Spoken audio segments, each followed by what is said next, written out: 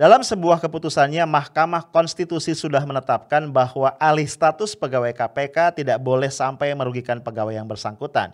Terkait dengan ini, salah satu wakil ketua KPK, Ali Gufron, juga sudah mengatakan bahwa tidak akan ada pegawai KPK yang dipecat akibat proses alih status. Namun beredar kabar sejak tanggal 7 Mei yang lalu, Ketua KPK Firly Bahuri sudah menandatangani sebuah SK yang menonaktifkan 75 pegawai KPK yang tidak lulus di dalam tes wawasan kebangsaan. Akankah ini menjadi pertanda lonceng kematian bagi KPK?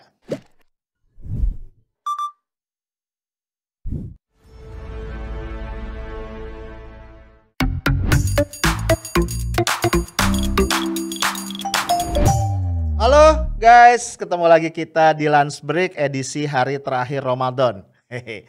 Agak paradoks ya sebenarnya lunch break sama Ramadan. Jadi gue ingetin buat lu yang muslim yang lagi puasa, jangan hilap ya, hak lu cuma break doang, lunchnya enggak. Buat lu semua yang lain yang non muslim of course boleh ya nyimak sambil menikmati lunch ya. Asal jangan paksa gue ikutan ya. Oke guys, besok lebaran ya. Of course gue seneng tapi gak pakai banget. Karena di satu sisi ya lebaran tuh pasti satu hal yang identik dengan kebahagiaan gitu ya. Tapi ini banyak hal yang agak ganggu buat gua ya. Satu, THR yang gak utuh buat lu yang ASN sih. Dua, Bu Sri Mulyani ngajak kita untuk beli baju baru ya, tapi gak dikasih duitnya. Bercanda. Apalagi sih ini kisruh mudik ya kan? Iya sih mudik dilarang, tapi ternyata di beberapa titik penyekatan jebol-jebol juga polisi nyerah dan akhirnya mempersilahkan para pemudik untuk terus melaju ke kampung halamannya. Tahu gitu gue ikut nyoba ya maksa mudik, aduh kesel gue, telat udah. Ya udahlah gue di rumah aja. Satu lagi ya yang bikin gue jadi nggak terlalu senang di lebaran tahun ini adalah hal-hal yang berkaitan dengan KPK ya, Komisi Pemberantasan Korupsi.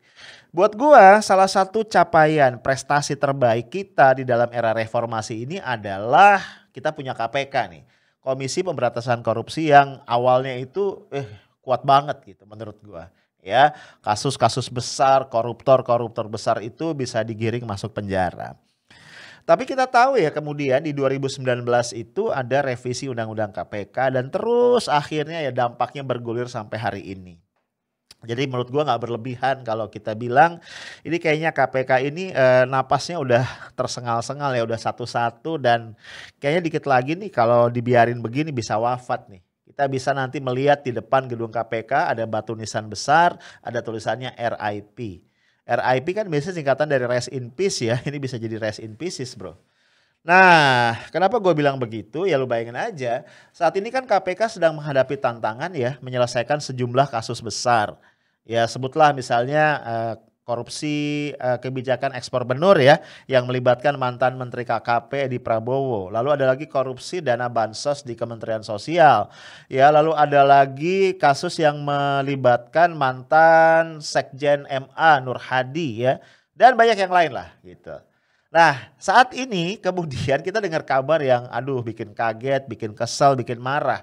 75 pegawai KPK yang sudah mengabdi bertahun-tahun dinyatakan tidak lulus dalam tes wawasan kebangsaan TWK yang merupakan bagian dari asesmen persiapan alih status para pegawai KPK menjadi ASN. Ya kita tahu alih status ini adalah dampak dari revisi Undang-Undang KPK September 2019 yang lalu.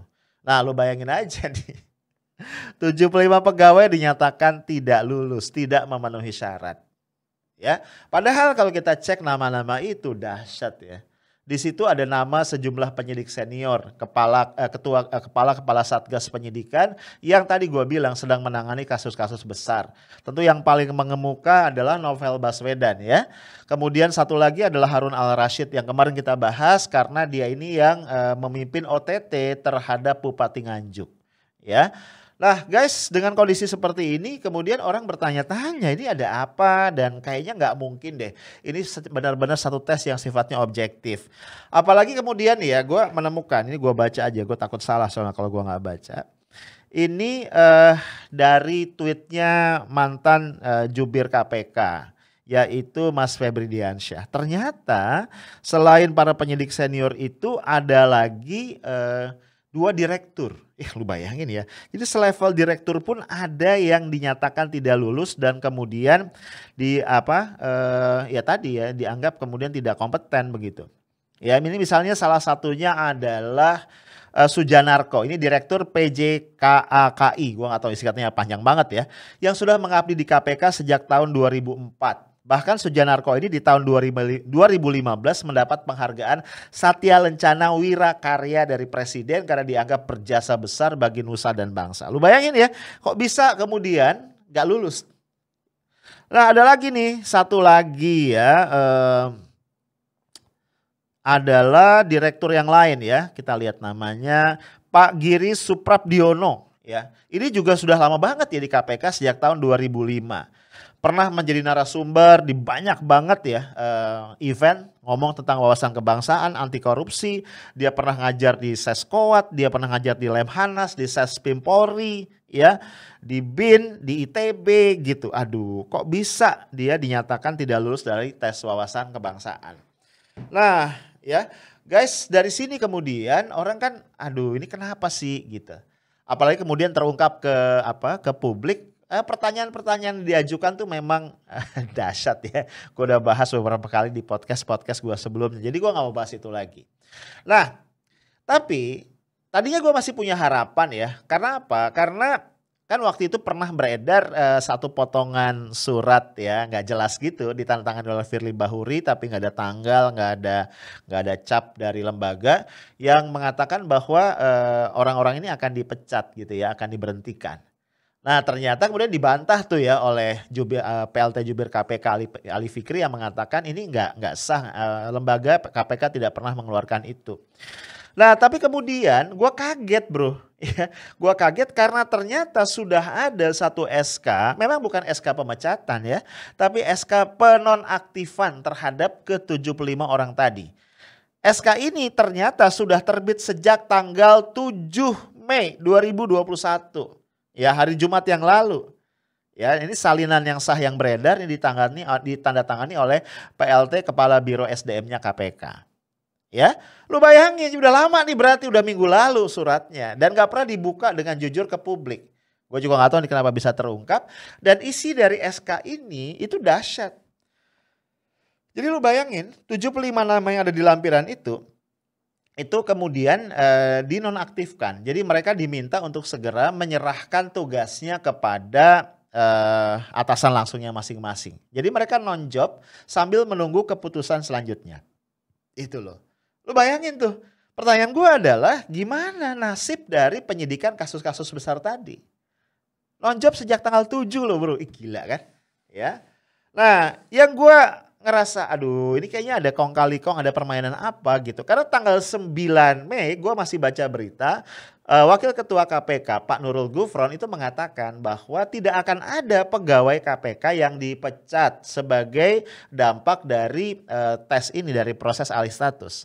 Betul sih SK-nya bukan SK pemecatan tapi SK penonaktifan, SK non-job. My point adalah abis non-job terus apa? Iya kan? Kan agak susah membayangkan abis non-job kemudian mereka bisa diaktifkan kembali. Kayaknya kecil deh kemungkinan ya. Dan juga selama non-job ini kan jadi rawan ya. Gua bayangin itu kasus-kasus besar tadi yang ditangani itu dampaknya atau nasibnya bagaimana. Nah dengan kondisi seperti ini gua nggak bisa salahin juga kalau berbagai pihak yang mengkritisi persoalan KPK sampai pada satu kesimpulan bahwa memang telah terjadi upaya-upaya pelemahan KPK secara sistematik dari awal. Bahkan ada yang mengatakan pimpinan KPK saat ini Firly Bahuri CS memang dengan sengaja ya mengemban misi untuk melemahkan KPK. Ya namanya dugaan dan spekulasi kan kita nggak bisa salahkan ya karena bukti-buktinya begitu. Ya apalagi kita nggak pernah mendengar statement yang clear dari Firly Bahuri sebagai pimpinan KPK menyangkut kisruh yang sudah merebak di media, di medsos ya, di berbagai kalangan seperti saat ini. Nah, gue akhirnya ya kayaknya kita harus menerima kenyataan ya bahwa memang KPK yang tadinya sangat-sangat kita banggakan ini ya sudah sampai atau menjelang titik akhir dari perjalanannya.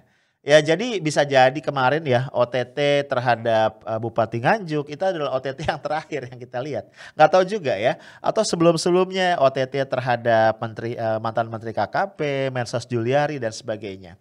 Nah, kenapa begitu? Karena Febri juga mengatakan begini.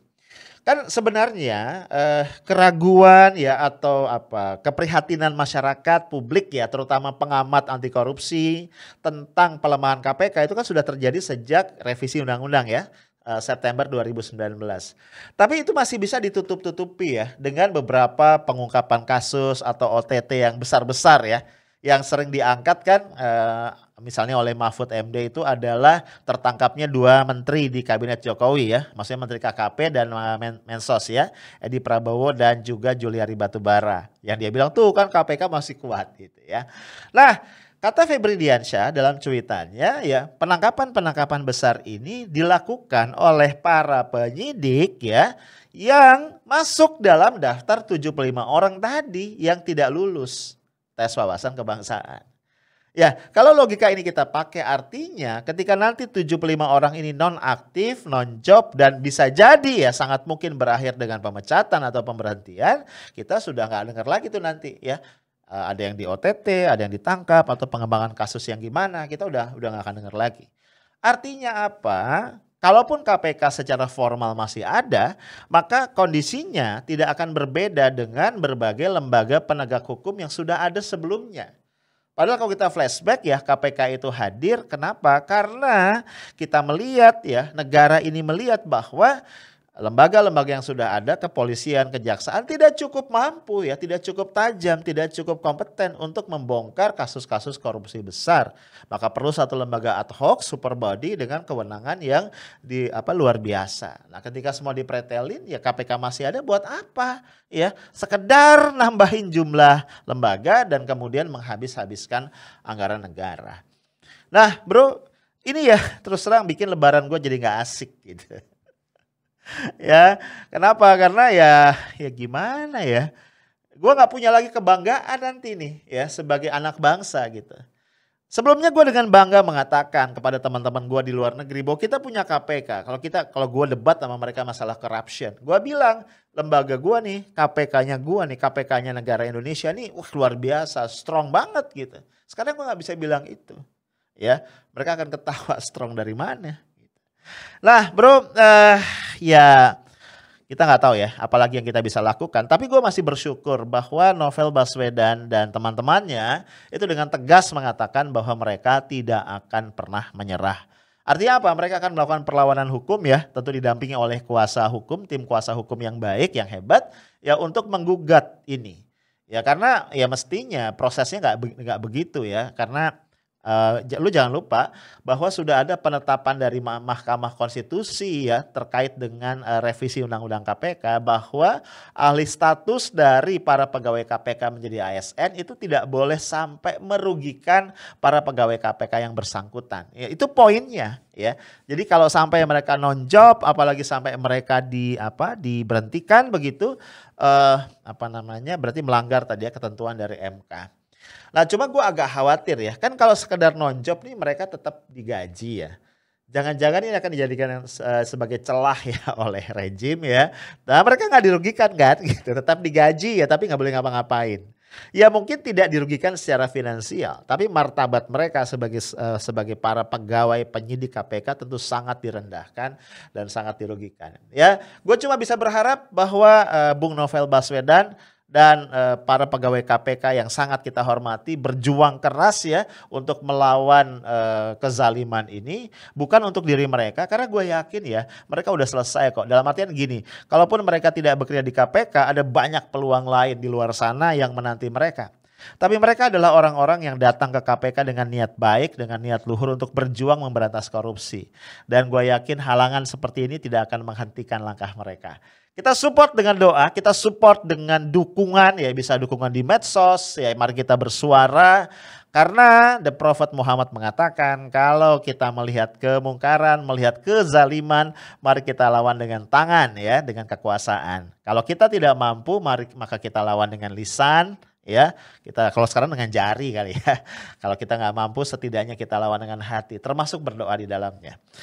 Guys, itu aja. Semoga walaupun Ramadan kita akan segera berakhir dan kita masuk Lebaran, tahun depan kita masih dipertemukan kembali dengan satu Ramadan lagi yang mudah-mudahan lebih baik, dan semoga juga kekurangan-kekurangan kita dalam menjalani Ramadan tahun ini dimaafkan oleh Allah, diampuni oleh Allah.